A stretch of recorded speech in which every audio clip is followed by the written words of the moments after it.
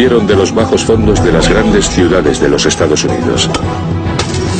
Mediante la corrupción, la violencia y un genuino encanto, la mafia irlandesa era la reina del hampa. ¡Soy Owney Madden! Durante más de 150 años lucharon contra la mafia italiana, ¡Cárgatelos a todos! el gobierno y en ocasiones contra ellos mismos, y empaparon la nación de sangre.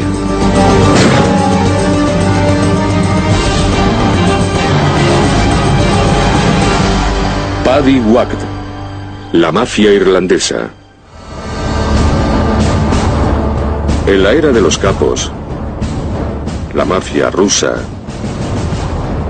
y los narcotraficantes latinoamericanos, ¿quién podría imaginarse que el grupo criminal más antiguo que saqueaba y robaba en el país de las barras y las estrellas era la mafia irlandesa? El legado de la mafia irlandesa creó un entorno que se convirtió en los cimientos del crimen organizado en los Estados Unidos. Mucha gente cree que empezó con la mafia italiana, pero ahora sabemos que no es cierto y que realmente empezó con las primeras formaciones de la mafia irlandesa en lugares como Nueva York, Chicago y Boston, y continuó creciendo durante los siglos XIX y XX. Pero a diferencia de la afamada estructura organizativa de la Cosa Nostra, con los don, los capos y los soldados, la mafia irlandesa estaba formada por lobos solitarios que actuaban de forma local. Los italianos eran más elegantes en ese sentido, tenían una jerarquía muy establecida. Los irlandeses eran más extravagantes. Creo que muchos de ellos tenían la sensación de que eran tipos duros y estaban dispuestos a probarlo con su puño. No se escondían detrás de otras 20 personas y capas de protección. Los irlandeses tienen un lado oscuro. Cualquier grupo que haya estado limitado durante muchos años como lo estuvieron ellos, siente una rabia y una ira que solo se manifiestan a través de la represión. Cuando encuentras a un tipo que sepa aprovecharse de esta situación, puede crear verdaderos problemas. Y en toda esta historia brutal, ningún mafioso podía hacer más daño que un gángster irlandés del sur de Boston a la antigua usanza. El criminal que se encontraba en lo más alto de la lista de los 10 más buscados por el FBI, James Whitey Bulger. Nadie le llamaba Whitey, era Jimmy. No se le podía llamar así a la cara. Ni de broma. Nunca. La leyenda que circulaba por Boston era que Whitey era como Robin Hood, que robaba a los ricos y se lo daba a los pobres, pero no se parecía en nada a lo que hacía de verdad, aunque se le daba muy bien ofrecer esa imagen. Feliz Navidad. Muchas gracias. Durante más de medio siglo, la imagen de los Bulger tendría dos caras. Una sería Whitey y otra su hermano Billy. En algunas familias había políticos profesionales o policías, e incluso mientras un hermano era policía, el otro era un gángster, un asesino. Durante la Segunda Guerra Mundial, en la vivienda subvencionada de los Bulger, al sur de Boston, dos hermanos no podrían tener ambiciones más opuestas.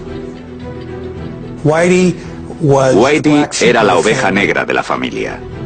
Tuvo problemas con la ley desde muy joven, desde su adolescencia. Por otra parte, Billy Bulger era todo lo contrario.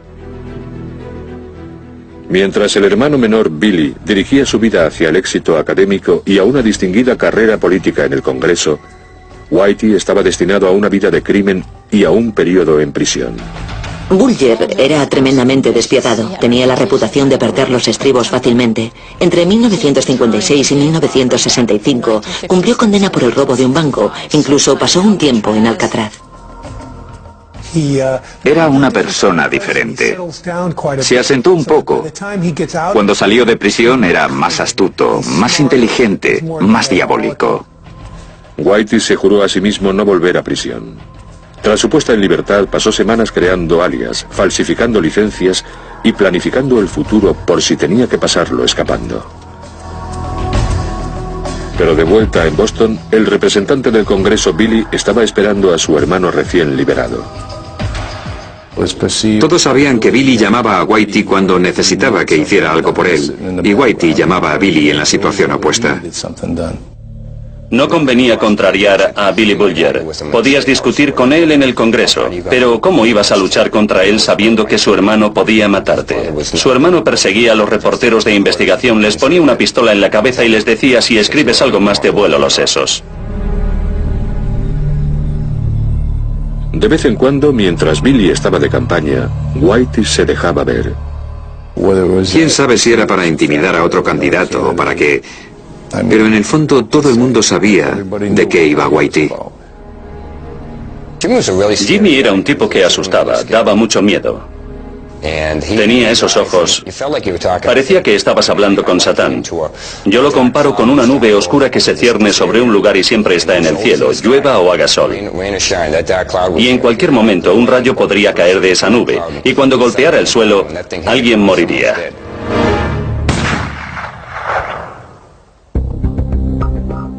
El ingrediente definitivo en la tormenta perfecta de los Bulger era un conocido de la infancia del sur de Boston, John Connolly. John Connolly era 11 años menor que Whitey Bulger. Circulaba una historia sobre una pelea en la que a John le superaban en número. John Connolly estaba jugando en un campo al sur de Boston y un grupo de 3 o 4 niños empezaron a meterse con él. Whitey Bulger pasaba por el parque en ese momento. Reconoció a John Connolly por ser del mismo lugar que él y salió a defenderle. Así comenzó la relación entre Connolly y los Bulger. Pero quien tenía más relación con John Connolly y le animaba en sus proyectos era Billy. Billy se convirtió en el mentor de John Connolly y fue quien le convenció para que intentase trabajar para el FBI.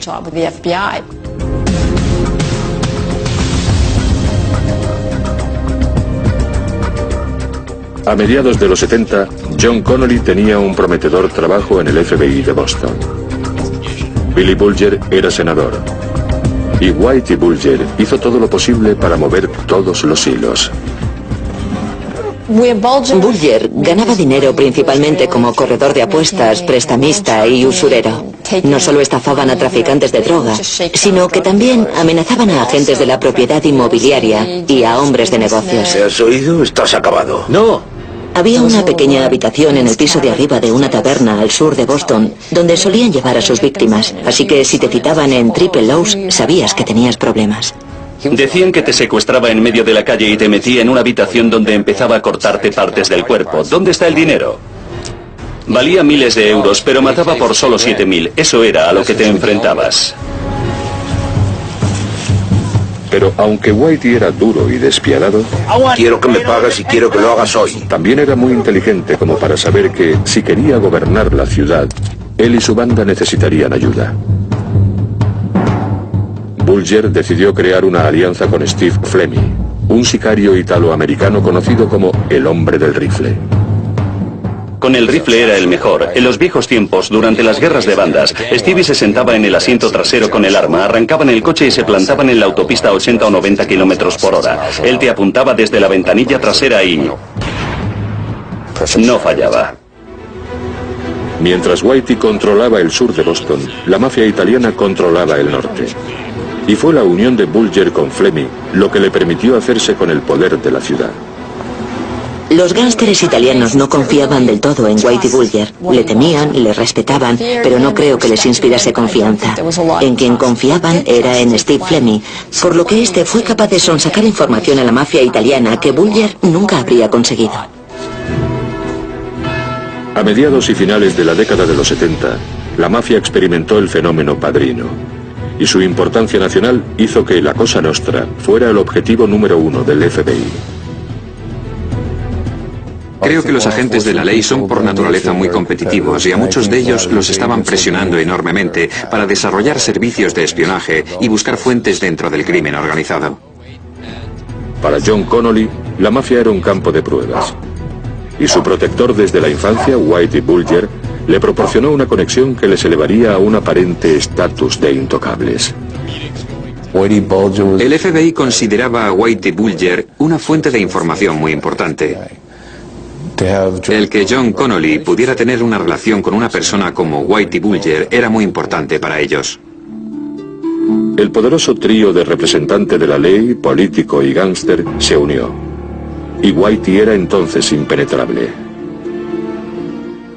Era muy inteligente, calculador, individualista y tenía una mente criminal muy fuerte. Además tenía el apoyo de gente con cargos muy importantes dentro de la comunidad que podían ayudarle. Eran los dueños de la ciudad, eran los príncipes de la ciudad, iban donde querían.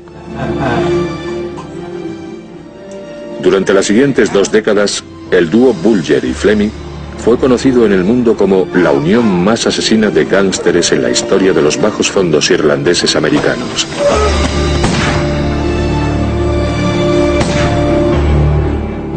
Una saga que comenzó hace 150 años, cuando los inmigrantes irlandeses llegaron a Estados Unidos hambrientos, pobres y repudiados.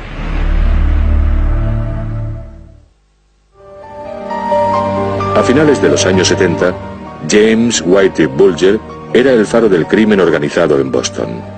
Estaba en la cúspide y a punto de convertirse en uno de los gángsteres irlandeses americanos más célebres de la historia.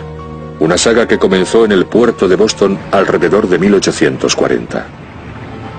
El inmigrante irlandés de mitad del siglo XIX era normalmente un individuo hambriento, un católico irlandés, una persona que había sobrevivido a lo que fue el Holocausto europeo. Entre el siglo XVI y mediados del XIX, Irlanda era un lugar duro y lóbrego bajo el mandato británico. Estaban los campesinos que vivían en una confusión y una revuelta continua contra las clases altas y los anglo-irlandeses. Había todo tipo de sociedades secretas que tenían que protegerse por sí mismas. Había una verdadera tradición de violencia contra las autoridades.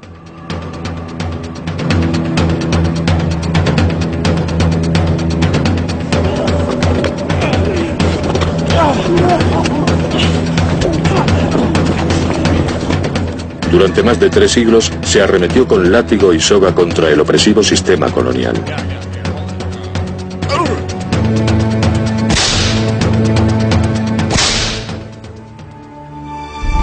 Pero en 1845, el arrendatario y la resistencia rural se enfrentaron contra un gran enemigo. Los productos de su tierra, su medio de vida, se acabaron como consecuencia de un diminuto virus agrícola. La hambruna irlandesa, la gran hambruna, se ha convertido hoy en un chiste. Pero en realidad fue como un gran holocausto europeo, exacerbado por el hecho de que las autoridades británicas que gobernaban Irlanda en aquel momento no hicieron nada para evitarlo. Como resultado murieron 1,5 millones de personas. Muchas de ellas con la boca verde de comer la hierba que crecía a los lados de la carretera.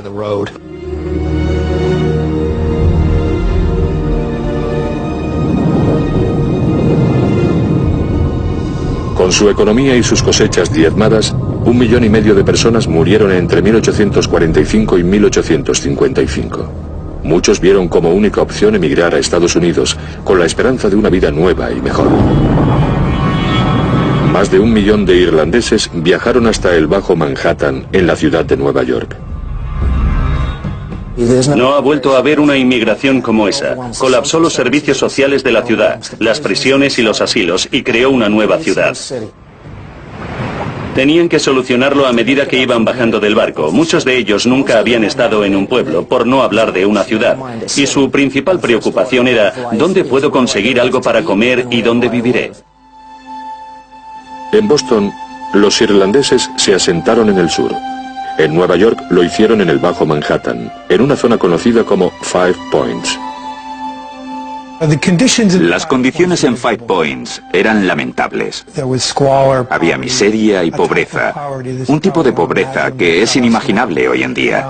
El principal edificio de viviendas del barrio era una fábrica de cerveza que se había convertido en residencia. El apartamento medio en Five Points alojaba a 6 personas en cada habitación. Había poca luz e interminables horas de oscuridad. Pero en las calles de Five Points, la vida ofrecía una oportunidad. Había artistas del timo y gente que quería hacer negocios, y así es como se formaron las primeras bandas. Las bandas callejeras, los jóvenes inmigrantes, chicos recién llegados, vivían con miedo y otros abusaban de ellos, por lo que comenzaron a formar bandas.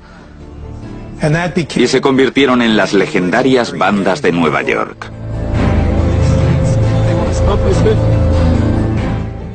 La América protestante estaba consternada. Entre las clases dirigentes comenzaron a proliferar sobrenombres para los inmigrantes irlandeses. Había viñetas en los periódicos que representaban a los primeros inmigrantes irlandeses. Eran todas bastante desagradables y utilizaban el término Paddy a menudo, ya que muchos de ellos se llamaban Patrick. La reacción irlandesa a los enormes prejuicios e intolerancia con que se encontraron fue el enfado, pero también la venganza.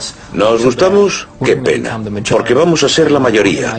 Vamos a organizarnos políticamente, vamos a organizarnos en bandas y vamos a apoderarnos de vuestra ciudad. Los irlandeses se introdujeron en los pasillos del alabado Tammany Hall de Nueva York a mediados del siglo XIX para conseguir aceptación social y empleos. Tammany comenzó alrededor de 1770 como un club de negocios privado formado por hombres que buscaban la manera de formar una organización que tuviera influencia en el proceso político. Alrededor de 1850, el capitán Isaiah Reinders, un patrocinador germano-americano de Tammany, dirigía el Empire Club en el Bajo Manhattan. Este salón de juego y sede política era famoso en todo Nueva York.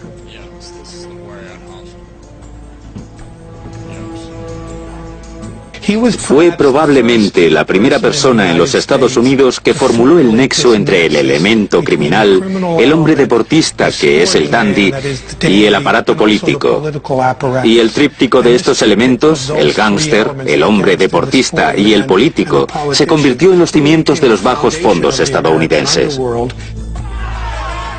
Tammany empleaba a las bandas de Nueva York principalmente para ganar las elecciones. Las elecciones eran a menudo asuntos violentos con conflictos entre bandas, y en los que las bandas se utilizaban para patrullar por los lugares de votaciones y para intimidar a la gente. A cambio, Tammany cuidaba de las bandas. Si había algo que podía ofrecer Tammany a través de su patrocinio, eran empleos. Los restos para el ganador. Y quien ganaba unas elecciones estatales, elegía quién iba a ocupar todos los empleos públicos. Y Tammany era muy bueno creando más empleos municipales y decidiendo quién iba a recibirlos. Alrededor de 1850, la alianza entre las bandas de Nueva York y Tammany Hall se extendió a una zona irlandesa de Five Points y a otros barrios de inmigrantes. Un hombre llamado John Morrissey se estableció entre las bandas irlandesas. Llegó a Nueva York en 1850 y fue directamente al Empire Club. Entró por la puerta, se presentó a todos los que estaban allí y dijo que era el púgil más duro de la costa este y que estaba allí para probarlo. Y por supuesto le dieron una paliza descomunal. Al propio Reinders le impresionó tanto ese acto de pura bravuconería o estupidez que le alojó en el club hasta que se recuperase.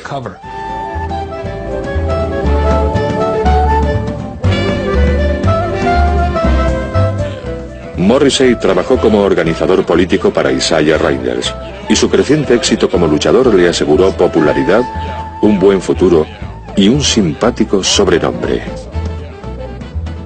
Le llamaban Humo Viejo, debido a cómo ardieron sus pantalones una noche en la que le empujaron al horno de un bar durante una pelea especialmente brutal.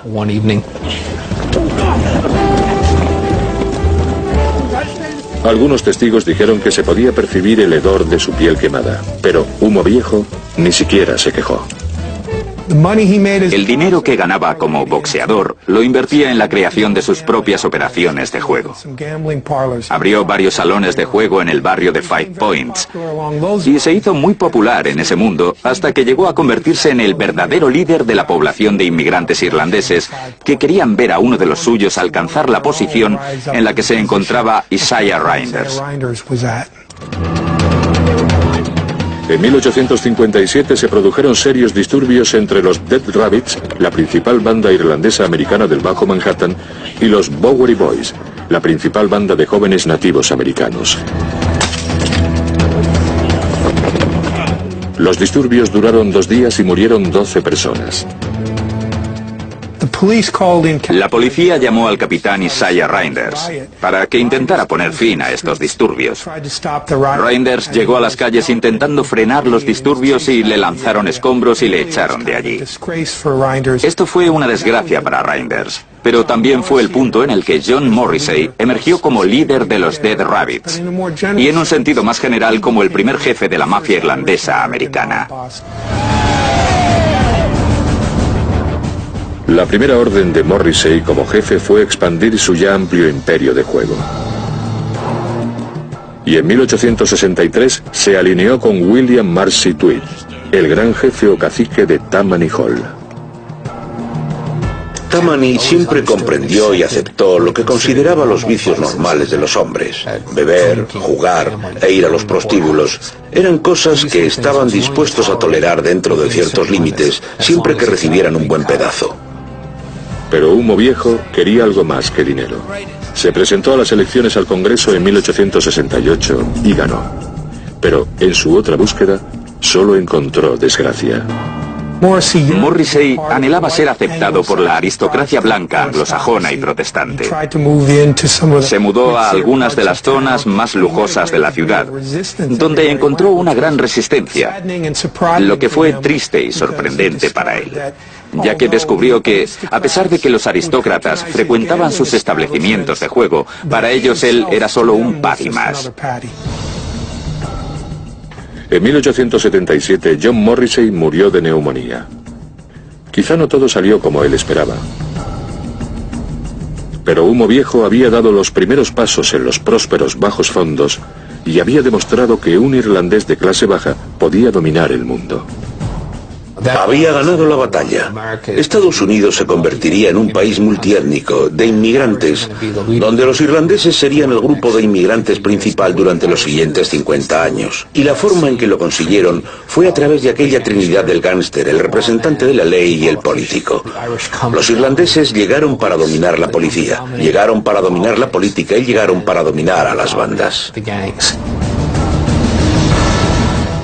Pero un ascendiente irlandés en Estados Unidos no daba ninguna garantía. Un grupo percibido como lo más bajo llegó en busca de un nuevo comienzo. En los pantanos de Luisiana, el nuevo y misterioso gángster estadounidense emergía por primera vez. La mafia italiana intentó introducir su mano negra en lo que el pequeño Paddy tenía en sus bolsillos.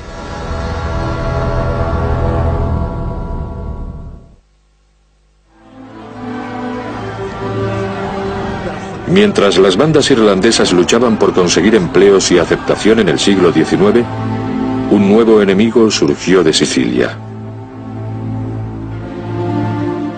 Las luchas entre los llamados Dagos y Micks comenzaron en la infernal y pantanosa Luisiana y en la ciudad de Nueva Orleans. Los irlandeses no tenían ni idea de dónde estaba Nueva Orleans y descubrieron que estaba solo a un día de Albany, Boston o Nueva York. Las condiciones de vida eran terribles. Para ellos, aquel clima era como si hubieran aterrizado en un planeta lejano. Pero allí había trabajo. Había trabajo cavando sistemas de canales y diques, lo que se convirtió en los cimientos de la ciudad de Nueva Orleans. Alrededor de 20.000 irlandeses encontraron la muerte en esos canales debido al cólera. Pero muchos otros preservaron y comenzaron a encontrar trabajo en el departamento de policía y en el de bomberos. Entre todos ellos había un nuevo policía irlandés de Nueva Orleans llamado David C. Hennessy. David Hennessy era un policía que fue ascendiendo hasta llegar al rango de jefe en el departamento de Nueva Orleans. Era muy conocido en la ciudad. Su reputación creció ya que sacó adelante a una nueva banda de criminales de los Estados Unidos, conocida como la Mano Negra Siciliana.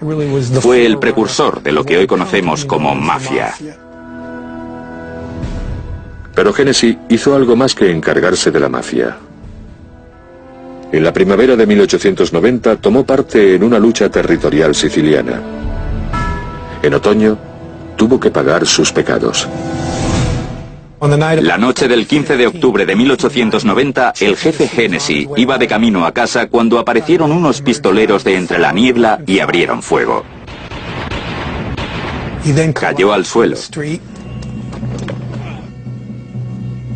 Tirado en el suelo de adoquines, cuando le preguntaron quién había sido, antes de morir susurró "Dagos". El jefe estaba muerto, y eso fue un terrible incidente en la historia de Nueva Orleans, ya que en aquel momento el jefe era una persona muy querida. Se unió a varios sospechosos italianos y se llevó a cabo un juicio. A pesar de la petición pública de justicia, un jurado declaró a los 9 acusados no culpables, lo que dio paso a uno de los acontecimientos más espeluznantes de la historia de la ciudad. El pueblo estaba tan disgustado por esta absolución que irrumpieron en prisión. Sacaron a varios de estos hombres y a otros 11 italoamericanos, supuestos miembros de la mafia, y los colgaron en la plaza principal.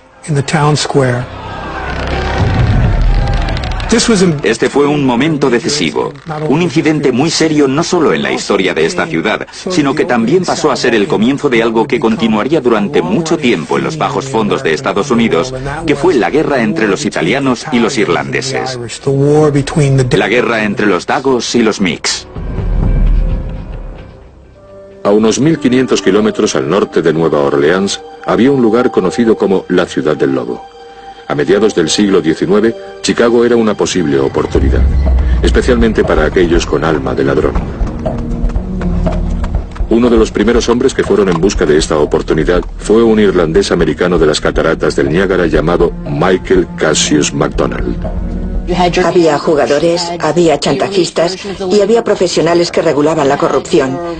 Mike era el único que los unía a todos, excepto a los relacionados con la prostitución. Uno de sus ayudantes decía: un sinvergüenza tiene que ser decente si quiere trabajar con Mike. Así que nada de proxenetas. En 1873, el rey Mike abrió un imperio de juego como no se había visto antes en Chicago. Él lo llamaba simplemente el almacén. Cuando abrió un edificio de varios pisos, su socio le miró y le preguntó: Mike, ¿todo esto es para el juego? Y este contestó: no te preocupes, cada minuto nace un nuevo pardillo. Durante los años de su reinado, Mike McDonald nunca ostentó un cargo electivo. Durante décadas continuó siendo el proverbial hombre tras el hombre, una poderosa figura que daría forma a la larga historia del submundo irlandés. Uno de los secretos del éxito de la mafia irlandesa fue el hombre que en realidad movía los hilos del poder. No era la figura pública, no era el que ostentaba un cargo público. Mike McDonald fue un claro ejemplo de esto. Él fue quien dio paso al alcalde de Chicago conocido como nuestro Carter, Carter Harrison. Con nuestro Carter en el bolsillo, el rey Mike desplomó a la ciudad mediante una serie de sobornos y contratos fraudulentos. Y a pesar de 40 años de viles actividades, no pasó ni un solo día en la cárcel. A finales de siglo, el reino del rey Mike llegaba a su fin, y los dos hombres que le sucedieron se enorgullecieron de ser el centro de la atención pública. Dos de los personajes más pintorescos que emergieron en Chicago en los años posteriores a Mike McDonald fueron John Badhouse Coughlin y Mike Hinky Dink Kenna. Eran los concejales del Levy District, al sur de Chicago. El Distrito 1 en Levy District era el centro del crimen y de la corrupción en Chicago. Las prostitutas, el alcohol y el juego embolsaban casi 40 millones de euros al año. Pero en 1896, Hinky Dink y Badhouse llevaron este libertinaje hasta un punto nunca visto en Chicago ni en ningún otro lugar de Estados Unidos. La fiesta del Distrito 1 era un acontecimiento legendario que se celebraba una vez al año en Chicago. Se creó como un evento para recaudar fondos en el que había una gran fiesta romana. Todos los criminales de la ciudad compraban entradas y asistían para divertirse y codearse con las principales figuras políticas y con los representantes de la ley más importantes. Se celebraba en un lugar llamado el Coliseo. Había una orgía a medianoche, momento en que las puertas se cerraban al público y todo el mundo se volvía loco. Algunos periodistas que lo presenciaron dijeron que era como ver Roma después de ser saqueada. Algunos líderes religiosos publicaron un informe que afirmaba que el Leví representaba el fin de la civilización como la conocemos, una verdadera Sodoma y Gomorra. En las décadas que siguieron, los abogados de la abstinencia encabezaron un nuevo experimento que no solo cambió la apariencia de los gángsteres irlandeses americanos, sino que reformó la sociedad de los Estados Unidos.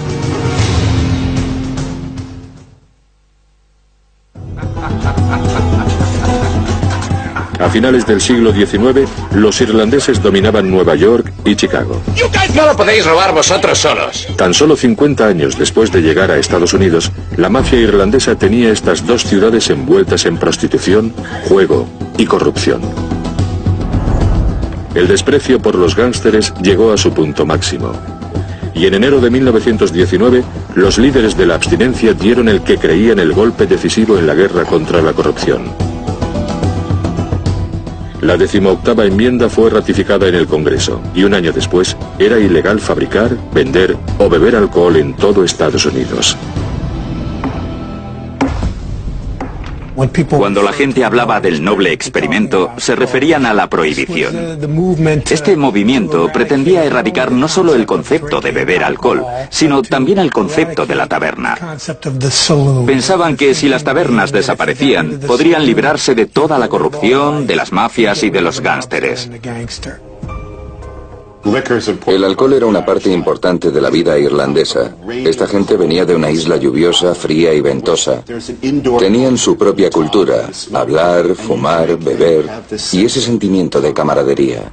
La prohibición fue diseñada por la élite protestante para mantener a los católicos y a los judíos en su lugar. Pero irónicamente lo que sucedió fue que a causa de la prohibición se creó un verdadero poder en estos centros urbanos que nunca antes había existido en las clases bajas de Estados Unidos.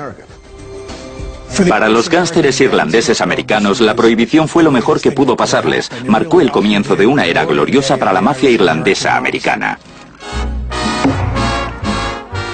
En Chicago, un irlandés robusto, de cara alegre y brillantes ojos azules, estaba preparado para una oleada de riqueza y poder. Dean O'Banion nació en 1892 y cuando tenía 9 años se mudó a Chicago a vivir con sus abuelos en una zona conocida como Little Hell. En diciembre de 1919, antes de que la prohibición se hiciera efectiva, iba caminando por una calle de Chicago cuando vio un camión lleno de licor aparcado en un callejón. Por pura curiosidad, O'Banion miró dentro del camión y vio todas las botellas de whisky. Así que cuando el conductor bajó la ventanilla, O'Banion sacó un tubo lleno de monedas del bolsillo, le golpeó con él, le dejó inconsciente y se marchó con el licor. Y entonces se dijo: tengo todo este licor, ¿qué voy a hacer con él?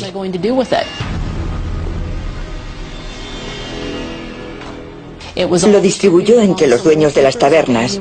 O'Banion volvió a casa con 10.000 euros en el bolsillo. Ya sabía lo que iba a hacer el resto de su vida. El contrabando era mejor que la prostitución y mejor que el juego, porque había ciertos tabúes culturales sobre estos últimos. Todo el mundo sabía que eran malos de alguna manera, pero beber, que estaba bien en 1919, de repente estaba mal en 1920. Esa era la insensatez de la prohibición. Era imposible no sacar dinero de eso porque simplemente le daban a la gente lo que quería. O'Banion vio el contrabando como un negocio. No se consideraba a sí mismo como un criminal. Tenía una floristería que era probablemente la más próspera de todo Chicago y que suministraba flores para los tiroteos de gángsteres que tuvieron lugar en Chicago en esta época. En 1924 fue declarado archienemigo de Chicago, supuestamente tras haber matado u ordenado matar a al menos 25 hombres. Lo que consiguió la prohibición fue que los gángsters irlandeses dejaran de atacar a los políticos y pasaran a convertirse en el centro de atención. Se creó un monstruo, se convirtió a esos matones callejeros en señores feudales. Y ahora el paradigma estaba cambiando. Ahora los gánsteres decían, un momento, ¿por qué debería escucharte? ¿Qué vas a hacerme? ¿Sabes lo que yo puedo hacerte? Que es básicamente llevarte a la tumba. El lugar donde este cambio de poder fue mayor fue en Nueva York, donde el un día formidable Tammany Hall se convirtió en la herramienta de un gángster irlandés de la zona oeste de la ciudad. Owney Madden logró reconocimiento como joven criminal en Hell's Kitchen al pertenecer a la banda Gopher. Era el tipo de americano curtido por la calle. Su primer asesinato fue el de un italiano llamado Luigi Malanucci, al que Madden disparó a bocajarro a plena luz del día delante de todo el mundo y dijo: soy Owney Madden, de la 10ª Avenida. Todos los testigos prefirieron olvidar que le habían visto, y así es como recibió el sobrenombre Owney el asesino. Owney unió fuerzas con un rico contrabandista de ron, conocido como Big Bill Dwyer. Con la financiación de Dwyer respaldándole, Madden emprendió la organización del submundo. La operación de Big Bill Dwyer y Owney Madden tuvo tanto éxito que se hizo famosa como la Asociación. La Asociación lo dominaba todo. Era el sistema de distribución y el sistema de pagos, y todo relacionado con el contrabando de alcohol. A principios de 1924, la asociación abrió la destilería más grande del centro de Manhattan. La cerveza se llamaba Número 1 de Madden. Owney y la asociación cuidaban de Tammany y a cambio Tammany cuidaba de los agentes y la policía de la prohibición. El dinero del contrabando se usaba para financiar campañas políticas. La oficina del fiscal del distrito estaba involucrada en muchas ocasiones, por lo que afectaría a todo el sistema del gobierno estadounidense. El hombre de Tammany que engrasaba las ruedas para Madden y para la asociación era un astuto irlandés americano llamado James J. Hines. Jimmy Hines se convirtió en el financiero.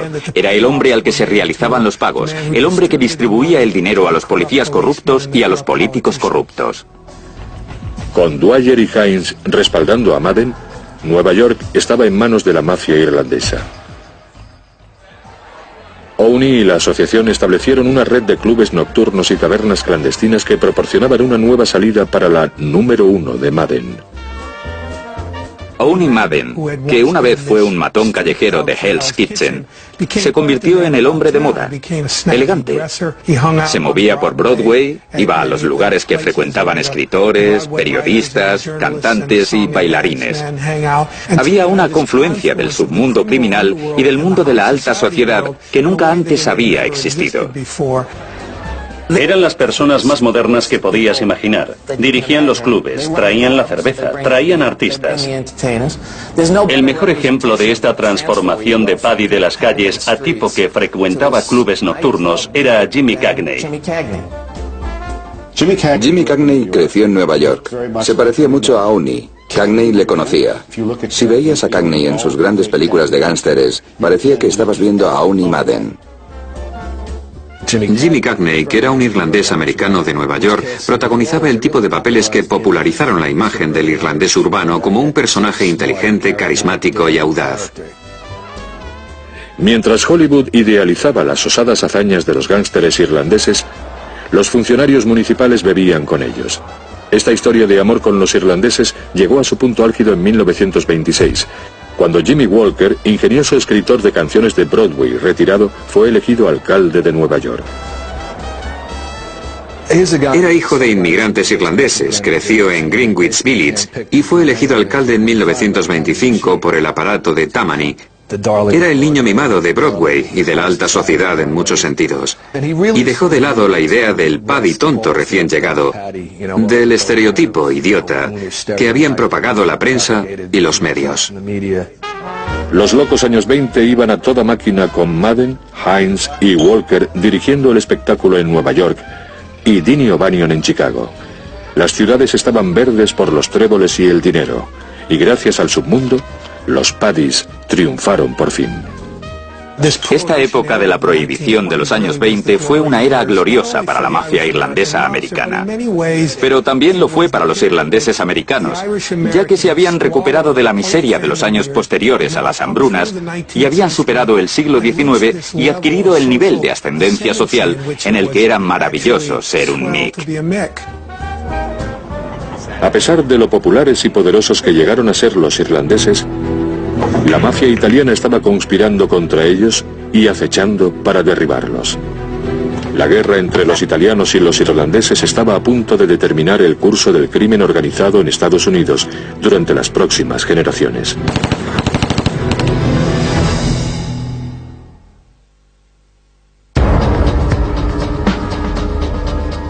Desde que la primera oleada de sicilianos llegara a Estados Unidos a finales del siglo XIX, las bandas italianas e irlandesas se dirigían a un enfrentamiento. De la 10ª Avenida. Pero su rivalidad alcanzó su punto máximo en Chicago. La prohibición hizo de Dean O'Banion el gángster más afamado de la Ciudad del Viento. Y en el momento en que Alphonse Scarface Al Capone llegó a la ciudad en 1919, fijó su objetivo en el imperio del irlandés. En el momento en que Capone llegó a Chicago, era una ciudad en la que Dean O'Banion, un irlandés americano, era el principal contrabandista.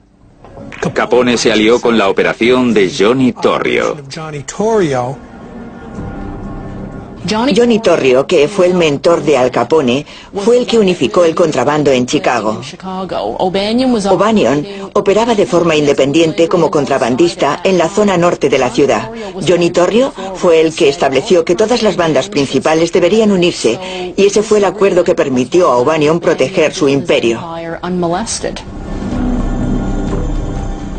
A principios de los años 20, O'Banion comerciaba con Torrio porque parecía un buen trato.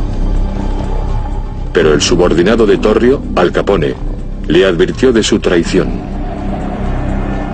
En ocasiones se oyó a Dini decir: «Puedes decirles a los sicilianos que se vayan al infierno».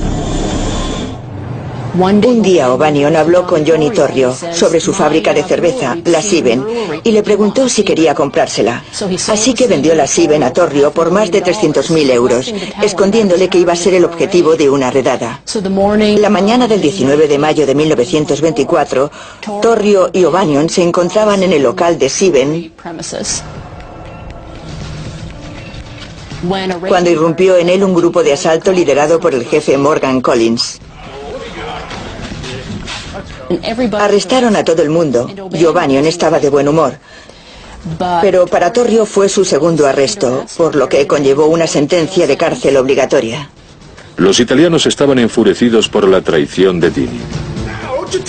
El destino de O'Banion estaba ahora sellado en un plan cuidadosamente concebido por Capone y ejecutado en la mañana del 10 de noviembre de 1924.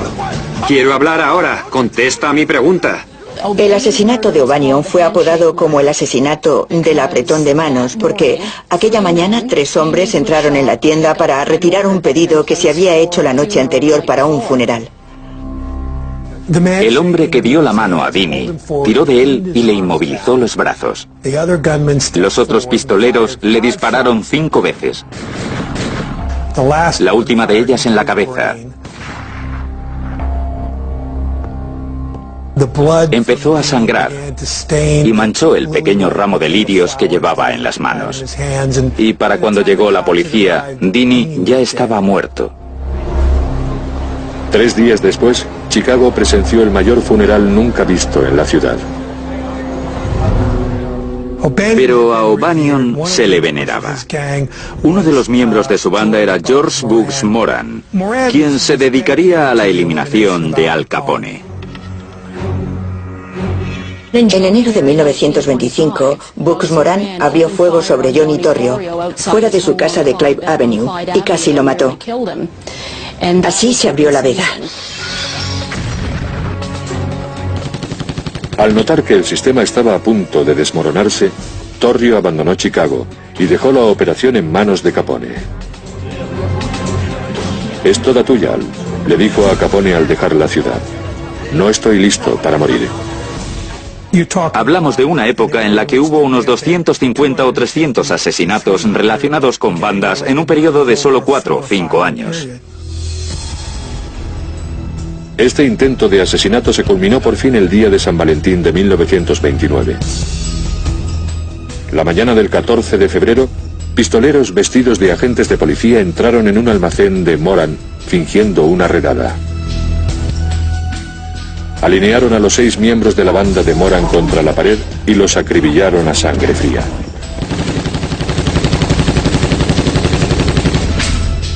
Los titulares escandalizan a una ciudad y una nación paralizadas por la violencia de la prohibición.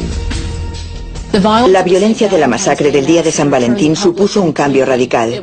Fue el fin del apogeo de los gánsteres. A partir de entonces se hundieron completamente. El 13 de mayo de 1929, 3 meses después de la matanza del día de San Valentín, tuvo lugar en Atlantic City, Nueva Jersey, una reunión de los mayores mafiosos de la ciudad. La conferencia fue organizada por Lucky Luciano y Meyer Lansky, del nuevo sindicato de Nueva York.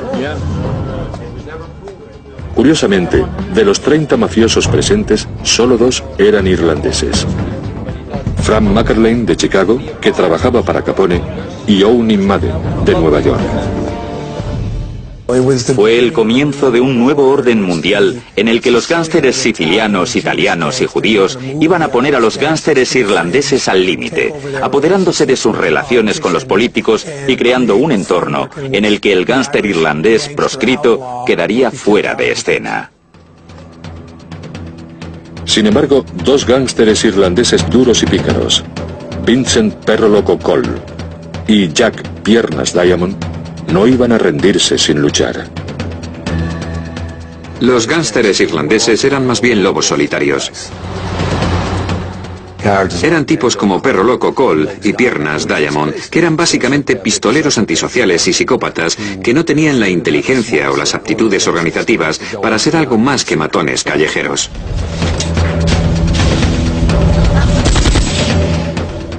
Pero sí es verdad que abrieron un sangriento camino hacia el fin de esa época. Al ser el único irlandés restante, la orden de eliminar a esos renegados recayó en Owney, el asesino, Madden. Ahora un Paddy tendrá que acabar con otro Paddy para poder sobrevivir.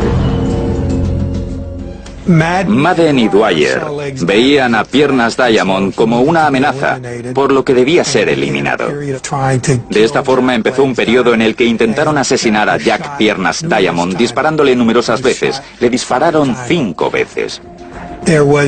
Fue un intento en toda regla de eliminarle.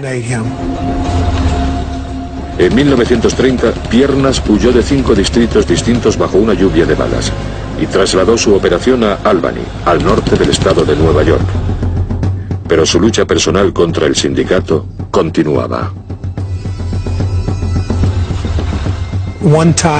Una vez al norte del estado de Nueva York, mandó detener a varios camiones que creía que eran rivales en el negocio del contrabando. Secuestró al conductor de un camión, un hombre llamado Parks. Le llevó a su casa, le colgó de un árbol, le torturó durante 1 hora y media y después le amenazó y le soltó. Parks acudió a las autoridades y Diamond fue sometido a un juicio en Albany en 1931. Fue absuelto, pero el tiempo y la suerte no estaban de su lado. Fue absuelto, pero el hecho de que Diamond se hubiera convertido en una figura tan importante y que se le glorificara en la prensa hizo que la Asociación de Nueva York estuviera más decidida que nunca a echarle. A las 5:30 de la mañana del 18 de diciembre de 1931, Piernas Diamond llegó a la pensión en la que pasaba las noches. Estaba un poco achispado después de celebrar su victoria. Un par de pistoleros entraron en la pensión, se acercaron a su habitación y abrieron la puerta. Era un asunto interno, así que esta vez se aseguraron de hacerlo bien. De cerca y bien hecho. 2 tiros en la cabeza, y Jack Diamond estaba muerto por fin. Madden, por fin, se había librado de Piernas. Pero para Owney y el sindicato, Diamond era solo la mitad de la ecuación. Vincent Perro Loco Cole aún estaba ahí fuera causando estragos.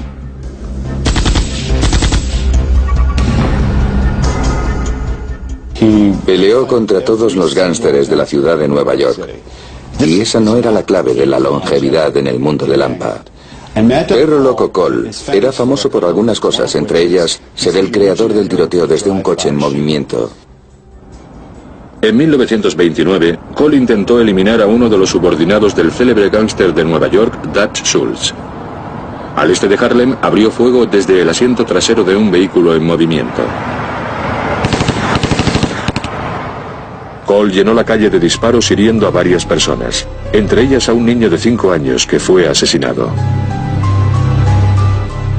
Esto caló hondo en la prensa de Nueva York y a partir de entonces se le conoció como Perro Loco Cole. Desde que mató a aquel niño era hombre muerto. En el invierno de 1931, Cole se entregó, se sometió a juicio y, al igual que Jack Diamond, fue absuelto. Desde el principio del juicio todo el mundo sabía que Cole iba a ser absuelto. Quería aprovecharse de la situación, por lo que se puso en contacto con la única persona que conoce, el irlandés Owney Madden. Owney accedió a hablar con Cole. Tras la medianoche del 8 de febrero de 1932 mandó a Perro Loco a una cabina de teléfonos local. Cole fue desde su habitación de hotel en la calle 23 Oeste hasta la farmacia de la esquina, donde había una cabina, y llamó a Owney Madden. Madden entretuvo al teléfono a Perro Loco Cole mientras sus pistoleros se dirigían a la calle 23 Oeste. Estoy aquí, estoy esperando. ¿Qué es lo que quieres?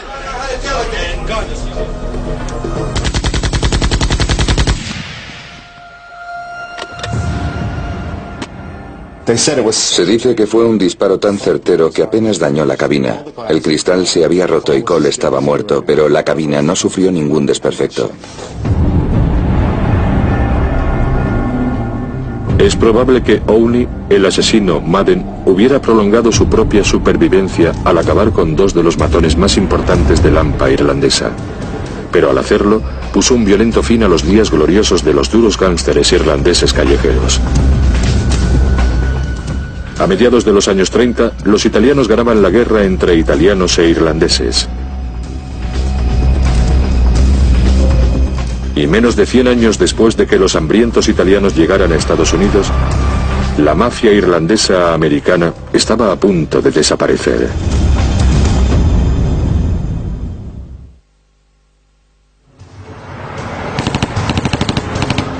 A finales de los años 20 y principios de los 30, los contrabandistas rivales convertían las calles desde Nueva York hasta Chicago en baños de sangre. El alarmante recuento de cadáveres aceleró la revocación de la prohibición en 1933. Y sin alcohol ilegal para vender, los gánsteres irlandeses, lobos solitarios, estaban a merced de la organización y el poder de la mafia italiana. Se permitió a Owney Madden que se retirara a Hot Springs, en Arkansas, y se convirtiera en el empresario de lo que era un centro turístico para gánsteres fugados. Una vez que esto sucedió, los irlandeses estaban acabados como fuerza criminal de Lampa. Él fue el último en la gran línea sucesoria de los gánsteres irlandeses. Ya no había nadie para sucederle. A mediados de los años 30, el gobierno hizo campaña para desmantelar a los poderosos hombres que había detrás de los aparatos políticos de los paddies. El gobernador de Nueva York, Franklin Roosevelt, creó una comisión para que investigase la corrupción y designó al juez retirado Samuel Seabury. Seabury era una representación casi caricaturesca de la élite protestante. Iba a ser el asesino del tigre de Tammany.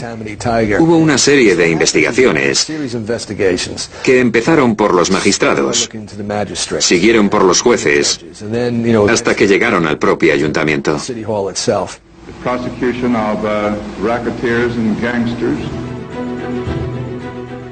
Durante décadas, el tigre de Tammany fue la fuerza de la naturaleza que propulsaba el submundo irlandés americano. Pero en 1932, el niño mimado de Broadway y popular alcalde Jimmy Walker fue obligado a renunciar.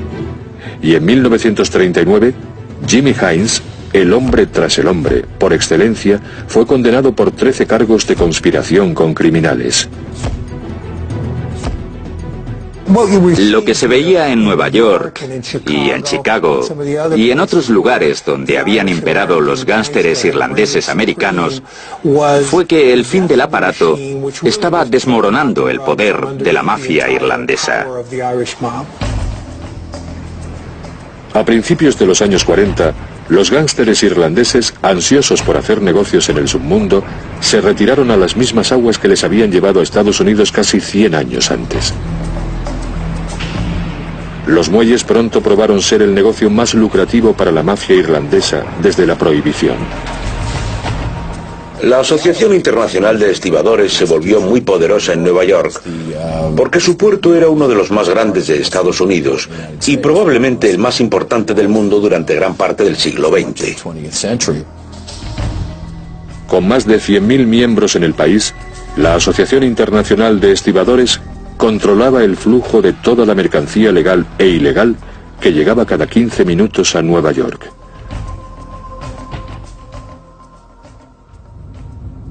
Durante 26 años, el hombre que dirigió este imperio de robo organizado fue un hombre fornido conocido por sus trabajadores simplemente como Jefe Joe. Joe Ryan era bueno. Se ponía allí delante, aporreaba el martillo y todo el mundo se callaba. Entre el público había gánsteres con armas. Joe Ryan era un tipo listo. Tampoco dudaba en usar la violencia.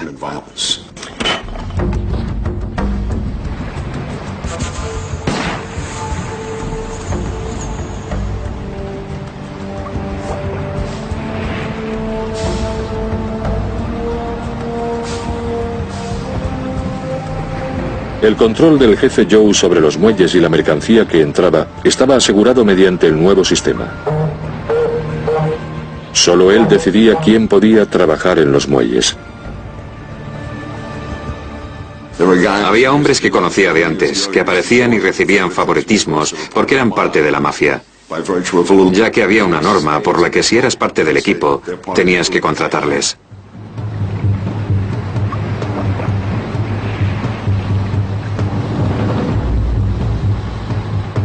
Igual que el Tammany Hall contrataba a las bandas de Nueva York durante las elecciones un siglo antes,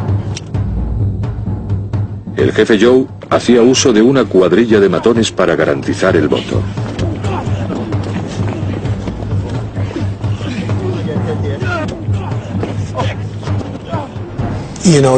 Durante las elecciones de la Unión, por ejemplo, era normal liquidar a los candidatos y normalmente cuando asesinaban a alguien, colgaban su cuerpo de forma que se diera el mensaje de que si ibas en contra de la Unión, ese sería el resultado.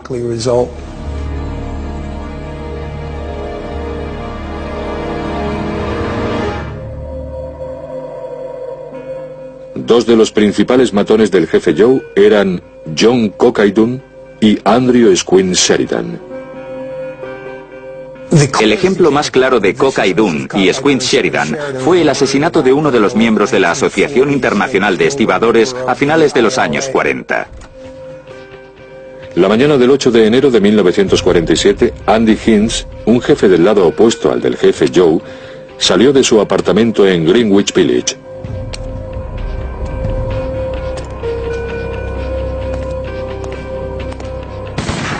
Le dispararon 6 balas delante de su edificio.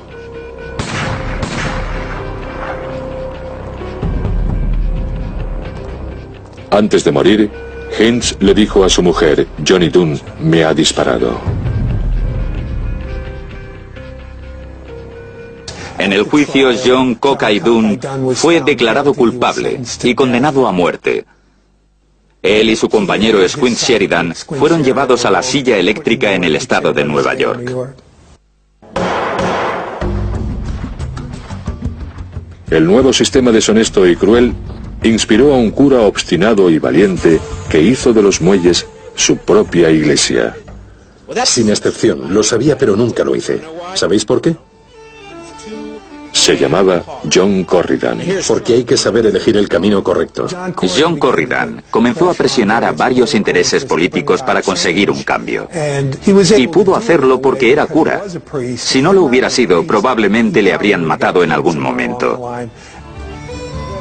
La difícil situación del padre Corridan inspiró la película La Ley del Silencio, protagonizada por Marlon Brando. La visión de Hollywood de la vida en los muelles y el sensacional juicio y ejecución de Cockay y Squint fue el punto de inflexión para las fuerzas corruptas de la Asociación Internacional de Estibadores, en concreto para Joe Ryan.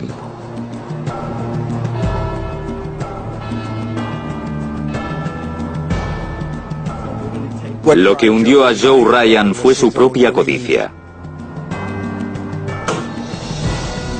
El dinero es la solución. ¿Conseguiré más dinero? Aunque ejercía de abogado y representaba a los miembros de la Unión, Esta es mi unión, yo la creé. en realidad estaba desplumándola para su propia ganancia. ¿Entiendes lo que eso significa?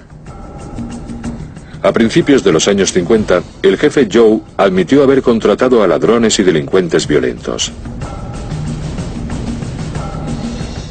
Se le condenó a 6 meses de prisión y desapareció. Para el gángster irlandés, representante de la ley y político, fue el fin de una era. Pero para los irlandeses, los años 60 comenzaron con un momento de triunfo que acabó en la mayor matanza ocurrida hasta entonces.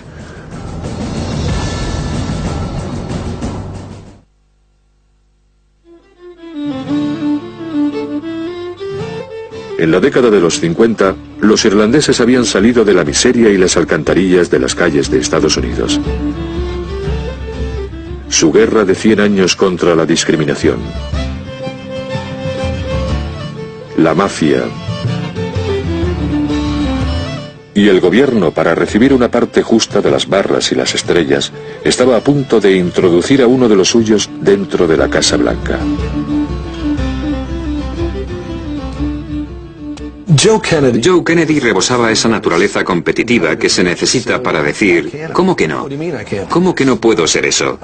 ¿Cómo que no puedo hacer eso? Sí que puedo. Aquí dice que todos los hombres fueron creados iguales. Joseph P. Kennedy nació en Boston en 1888. Y con 25 años ya era el director de banco más joven del país. Pero fue el noble experimento lo que cambiaría el curso de la vida de Joe. Joe Kennedy veía la prohibición no solo como una forma de acumular más dinero, sino como una forma de conectar con el submundo. Era uno de los pocos hombres que tenían el poder económico para poder importar alcohol dentro del país, por lo que se convirtió en una de las figuras de la ilegalidad.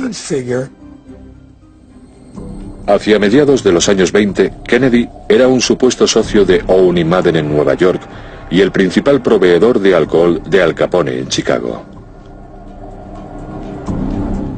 Joe Kennedy era capaz de usar esa conexión con las calles, aquel universo de la mafia irlandesa, aquella intersección de lo político, lo criminal y la ley.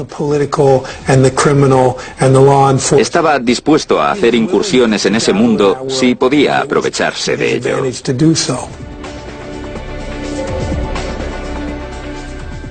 Durante las siguientes 2 décadas, Joe Kennedy vivió el sueño americano y amasó una fortuna, a medida que ascendía del submundo del contrabando a los llamados mundos superiores, Hollywood y el mercado inmobiliario.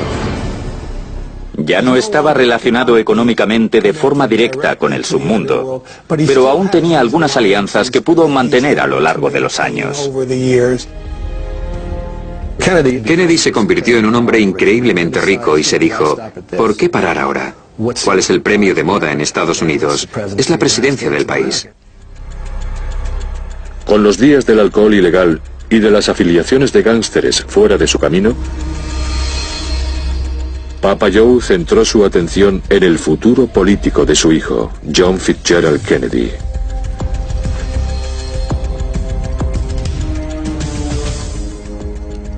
Durante la campaña de Kennedy de 1960, Joe Kennedy se puso en contacto con numerosas figuras de la mafia con las que había estado afiliado directamente o con las que había hecho negocios a lo largo de los años. Joe Kennedy estaba dispuesto a remover cielo y tierra en sus esfuerzos por conseguir que su hijo Jack Kennedy fuera elegido presidente. Una de esas personas era Sam Momo Giancana, el jefe de la mafia de Chicago, sucesora del sindicato de Capone. Joseph Kennedy determinó que en Chicago se encontraba la clave de la elección de su hijo. Joe Kennedy estaba desesperado porque su hijo fuera presidente y acudió a la persona correcta. Sam sabía mucho de la gente de la Unión. Conocía sobre todo a la del Distrito 1, que era uno de los lugares más importantes y donde se cocía todo. Tuvo una serie de reuniones con Sam Giancana para asegurarse de que las fuerzas de la mafia, en este caso la mafia italiana, iban a estar de su lado. Les aseguró que la elección de John Kennedy sería buena para ellos.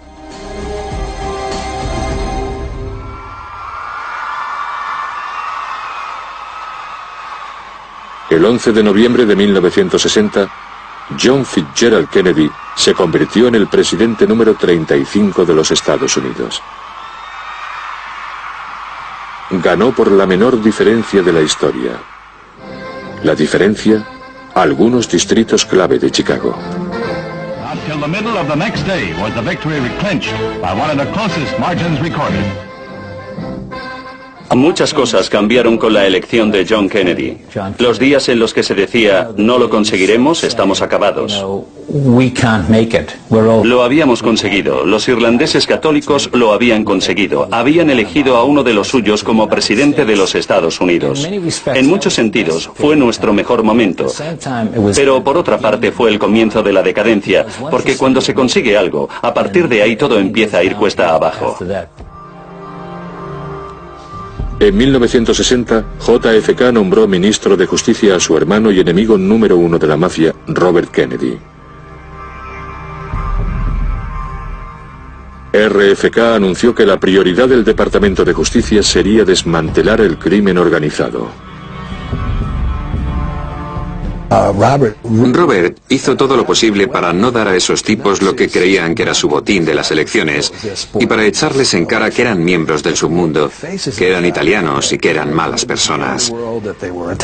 Parecía completamente obsesionado con humillar a aquellos poderosos hombres que habían sido compañeros de negocios de su padre.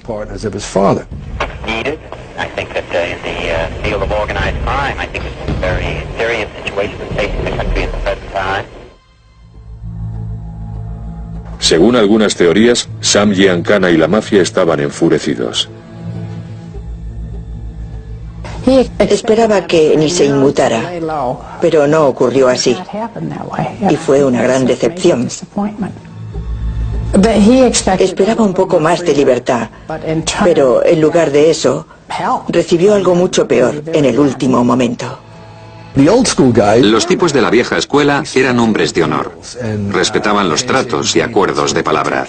Si tú cuidas de mí, yo cuido de ti. Si no, alguien tendrá que pagar por ello.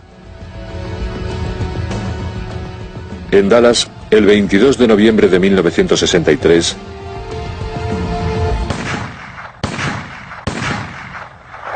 John Kennedy fue asesinado.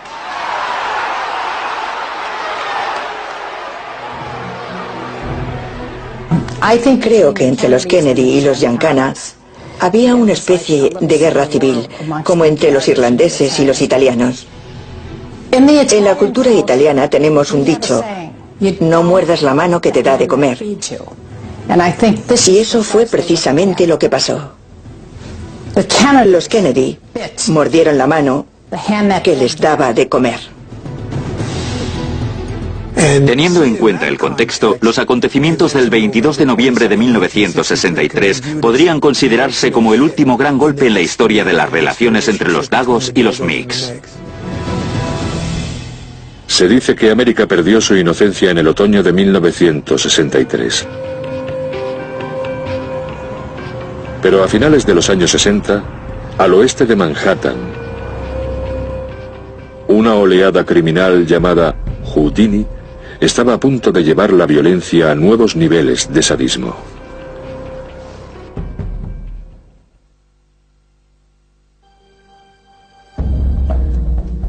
A lo largo del siglo pasado, la mafia irlandesa fue sistemáticamente desmantelada por la mafia, el gobierno y, en ocasiones, por ella misma.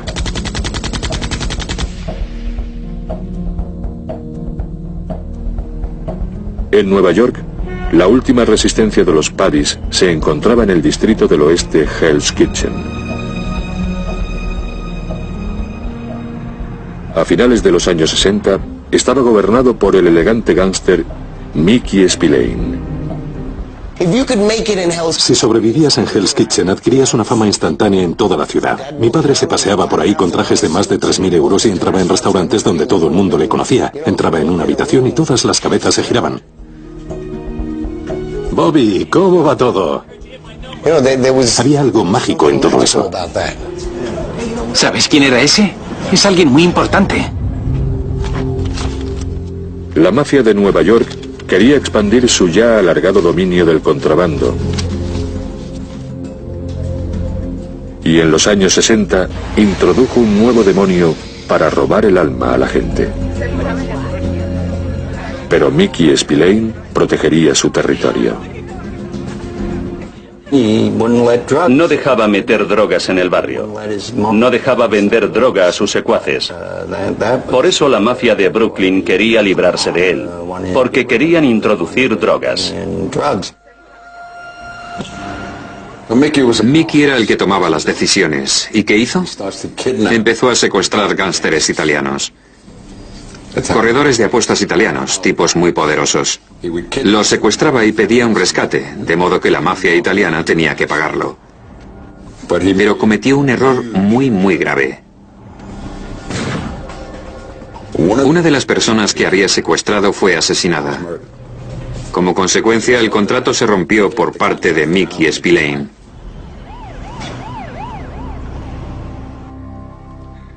Spillane tenía que vigilar por una parte a los italianos y por otra a una nueva generación de matones irlandeses curtidos en Hell's Kitchen. El Daily News los llamaba Westies. Algunos de ellos tomaban drogas a menudo y eran el cáncer que estaba consumiendo nuestro vecindario. Si entrabas en un bar y te encontrabas con uno de esos tipos, sabías que iba a haber problemas. Sabías que alguien iba a acabar herido.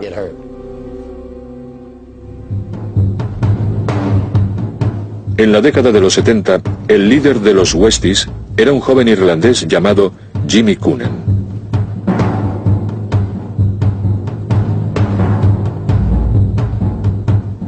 Coonan empezó cobrando deudas para el legendario usurero de la zona oeste, Ruby Stein. No, gracias. Ruby Stein era conocido como el usurero de las estrellas.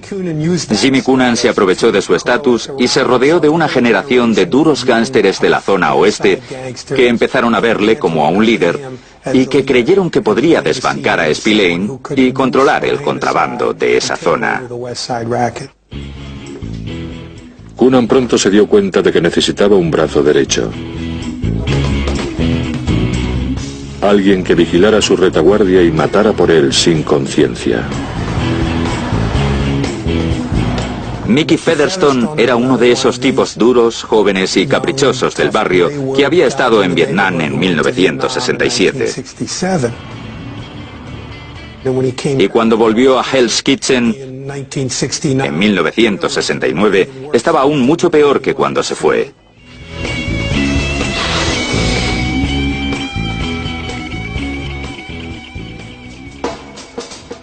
Coonan trabó amistad con Featherstone e inmediatamente le inició en el truculento mundo del desmembramiento humano.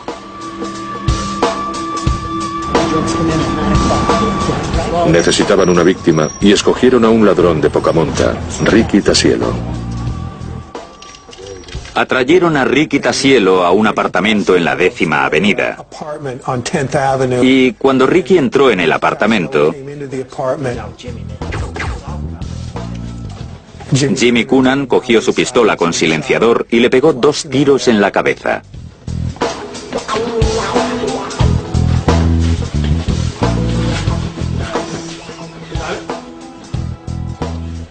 Y después empezó a cortar el cuerpo en trocitos. Esa fue la primera vez que Mickey Featherstone veía cortar un cuerpo. Al principio, Featherstone se encontró mal y vomitó. Entonces, Coonan le pasó a Mickey el cuchillo y le suplicó a su protegido que lo clavara en el pecho de la víctima como gesto de solidaridad dentro de la banda.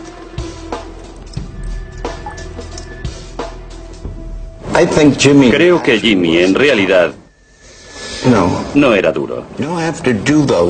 No tienes que hacer esas cosas si eres duro. Cuando te mataba, tenía que cortarte en pedazos para que entendieras que él era el jefe.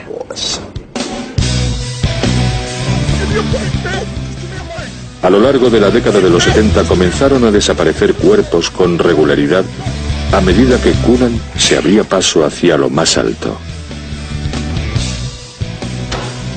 Hacer el Houdini era como llamaba Coonan a su macabro ritual.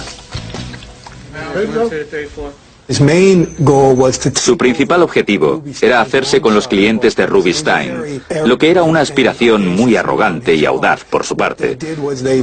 Así que atrayeron a Rubinstein al bar conocido como el Club 596, en la calle 43.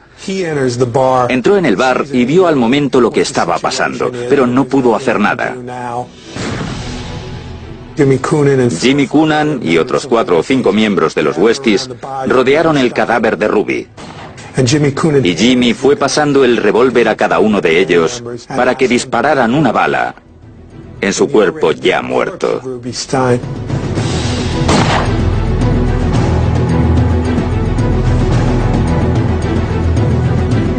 Puede que Coonan hubiese conseguido los clientes de Stein, pero Mickey Spillane aún gobernaba Hell's Kitchen.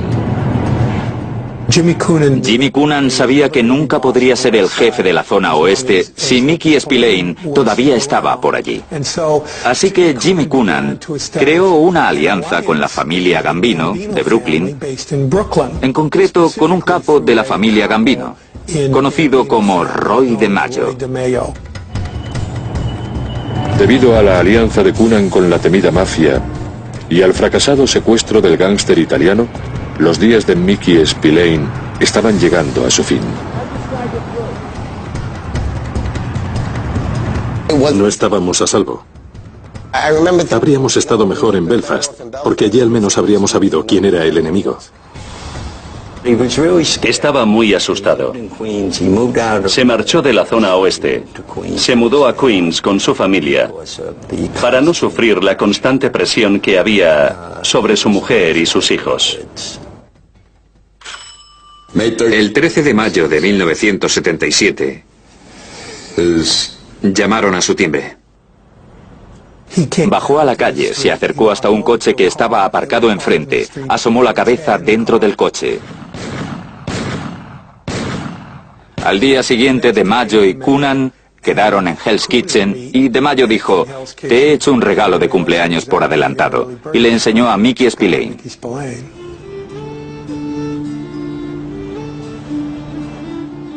La que en su día había sido la orgullosa mafia irlandesa se había reducido a una serie de asesinatos sin razón. Eso es lo que deberíamos hacer. Mátalos a todos. Muchos de los criminales de la zona oeste opinaban que los Westies deberían ser irlandeses. Hell's Kitchen, eso somos nosotros, es nuestro. Así que crearon una rivalidad dentro de ellos. La facción irlandesa que quería que el vecindario siguiera siendo irlandés se alió con Mickey Featherstone. Jimmy Coonan comenzó a ir en su propia dirección, casi como un hombre de negocios independiente que trabajaba con los italianos.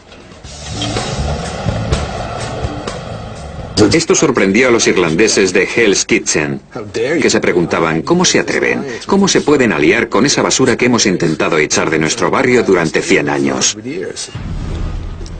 Coonan, que sentía su poder amenazado por Featherstone, dio un siniestro golpe preventivo.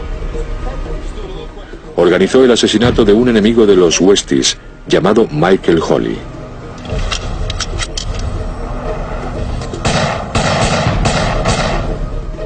El asesino llevaba una peluca rubia rojiza para parecerse a Mickey Featherstone. Se hizo una rueda de identificación con varios de los sospechosos habituales, entre ellos Mickey Featherstone. Todo el mundo comenzó a reconocerle como el autor del crimen. Mickey Featherstone no tenía nada que ver con este asesinato. Se había preparado todo para que pareciera que él había sido el asesino. ¡Vamos, vamos, vamos, vamos! Featherstone fue declarado culpable del asesinato e hizo lo posible para revocar la condena. Los tipos de violencia que los Westies utilizaban unos contra otros no inspiraban ninguna confianza al grupo. Aguantaron bastantes años, pero una vez que empezaron a venirse abajo se hundieron muy rápido. Y el juicio llegó en 1988 con Mickey Featherstone como testigo sorpresa en contra de todos sus antiguos compañeros de la banda de los Westies. Pareció el regreso a un tipo de cultura que había existido en ese barrio unos 120 años antes. Coonan fue condenado a 75 años en prisión, poniendo fin al largo reinado de la mafia irlandesa en Hell's Kitchen. El futuro del gángster Paddy se centraba entonces en Boston, con un último jefe que podría ser el más diabólico de todos.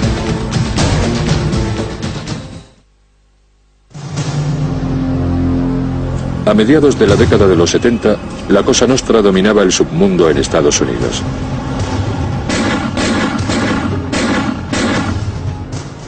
Los Paddys, como banda, habían desaparecido en Nueva Orleans, Nueva York y Chicago. Pero en Boston, un solitario gángster irlandés iba a librar su última batalla. La guerra de Bulger no era una guerra sobre el papel, era una guerra oculta. Nunca tuvo que acercarse a la mafia con un revólver. Empleaba al FBI para acabar con ellos. El FBI no podría atrapar a nadie si no fuera por sus informantes. El mundo del cumplimiento de la ley giraba en torno a los informantes, y ellos tuvieron a la rata más grande, a la rata por excelencia, Jimmy Bulger, y también a Stevie Fleming desde el principio. Whitey proporcionaba información a su amigo de la infancia del sur de Boston, el agente del FBI John Connolly. Y esa conexión, combinada con la supuesta influencia de su hermano y senador Billy Bulger, hizo de Whitey una fuerza imparable. Whitey Bulger era como un personaje de una película de Jimmy Cagney de los años 30, de una película de gángsteres de la Warner. Había conseguido sobrevivir tiempo después de que el entorno de la mafia irlandesa desapareciera debido a su relación entre el gángster, el político y el representante de la ley. Gracias a Dios que eres mi amigo. A mediados de la década de los 80, con la ayuda de Bulger y su sicario Steve Fleming, los mafiosos más afamados de Boston estaban entre rejas. John Connolly era el ídolo de la ciudad. Y Whitey era intocable. La gente del periodismo se informaba y se preguntaba qué pasaba con Whitey Bulger. ¿Sería él el próximo objetivo? Había muchas agencias que intentaban darles la atención que se les debería haber dado. Pero una y otra vez, cuando se conseguía información, se les acababa perdiendo la pista. Llegábamos hasta cierto punto, pero nunca podíamos alcanzarles. Si alguien iba a ser una rata e iba al FBI para conseguir protección por ser un soplón, John Connolly avisaría a Jimmy Bulger. Lo próximo que se sabía era que el tipo estaba muerto, y esto pasaba continuamente. Da miedo. ¿A dónde vas cuando tienes problemas? ¿A quién vas a acudir? ¿A la policía? A finales de la década de los 80, Bulger y Fleming gobernaban Boston como si se tratase de líderes militares, robando en el barrio al que llamaban su casa y matando indiscriminadamente y sin consecuencias.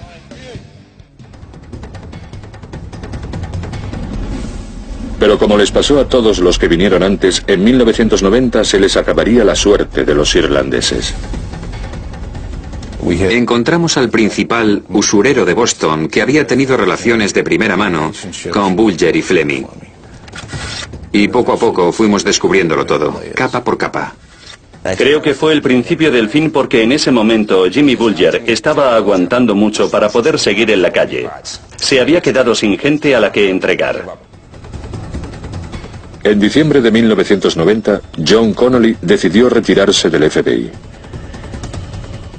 A mediados de los 90, ya retirado, informó a Whitey y a Fleming de que las acusaciones habían descendido. Bulger reaccionó de inmediato. Tenía preparado un plan de escape. Cuando eres una rata tienes que planearlo todo. Stevie Fleming estaba por el distrito financiero y cuando le cogió la policía pensó que era el blanco. Gritaba, no disparen, no disparen. Cuando él pensó que era el blanco, no lo era, pero luego se convirtió en un blanco federal y entonces fue cuando le atraparon. Los planes de huida que Whitey trazó durante años se hicieron realidad. En 1995, Bulger se fugó a los bellos paisajes de Estados Unidos. Stevie Fleming se enfrentó a los cargos, fue arrestado y decidió defenderse diciendo que era un informante del FBI, que tenía inmunidad de persecución y que el FBI le permitía hacer todo excepto matar. No matar a nadie. Pero en la década de los 90 se desenterraron más de 20 cuerpos en el sur de Boston.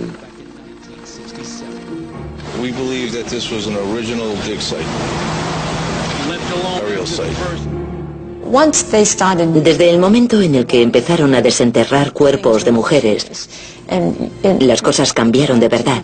Y ya nadie en el sur de Boston decía que era un buen tipo. Fue repugnante.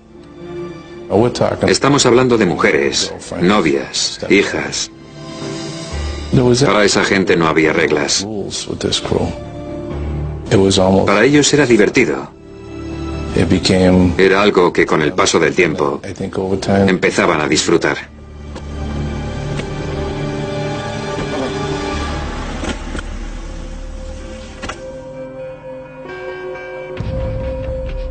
En mayo de 2002, John Connolly fue declarado culpable de aceptar sobornos de dos de sus más preciados informantes. Fue condenado a 10 años de prisión. Y ahora se enfrentaba a nuevos cargos por conspiración de asesinato. Pero la pregunta en mente de todos era, ¿dónde está Whitey? Algo que Billy nunca haría es entregar a su hermano. Y no era el tipo de persona que hablaba de su hermano en público, pero si se le presionaba diría, es mi hermano y le quiero.